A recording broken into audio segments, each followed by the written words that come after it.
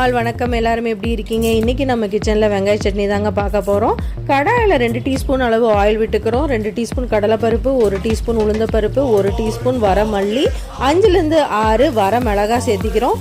பூண்டு 5லேருந்து 6 நம்பர் சேர்த்திக்கோங்க. இது கூட 10லேருந்து 15 நம்பர் சின்ன வெங்காயம் சேர்த்தி நல்லா வதக்கி விடுங்க. இது கூட 2 பெரிய வெங்காயத்தையும் கொஞ்சம் புளி சேர்த்தி வதக்கி விடுறாங்க. இது நல்லா வதங்கினதுக்கு அப்புறம் கருவேப்பிலை தூவி அதையும் நல்லா வதக்கி விட்டுறோம். இப்போ ஒரு 1/4 மூடி தேங்காவை துருவி சேர்த்திக்கிறோங்க. இதையும் நல்லா கலந்து விட்டுருங்க. இது நல்லா வதங்கினதுக்கு அப்புறம் அடுப்பை ஆஃப் பண்ணிடலாம். இது கூட தேவையான அளவு உப்பு சேர்த்தி நம்ம ஆற வச்சிடலாங்க. மிக்சி ஜாருக்கு மாற்றி நல்லா அரைச்சி எடுத்துக்கலாம். மிக்சி ஜாரில் கொஞ்சம் தண்ணி விட்டு அதையும் சேர்த்திக்கலாங்க. தாளிக்கிறதுக்கு எண்ணெய் விட்டு கடுகு, கடலைப்பருப்பு, உளுந்தப்பருப்பு, வர மிளகாய், கருவேப்பிலை, கொஞ்சம் பெருங்காயத்தூள் சேர்த்து தாளித்து ஆட் பண்ணிடலாங்க. சூப்பரான வெங்காய சட்னி ரெடி. இதை கொடுத்தீங்கன்னா எவ்வளோ தோசை, இட்லி சாப்பிடணும் கணக்கே தெரியாமல் சாப்பிடுவாங்க. கண்டிப்பாக சூப்பராக இருக்கும். ட்ரை பண்ணி பாருங்கள். பிடிச்சா லைக் பண்ணுங்கள், ஷேர் பண்ணுங்கள், சப்ஸ்கிரைப் பண்ணுங்கள். தேங்க்ஸ் ஃபார் வாட்சிங்.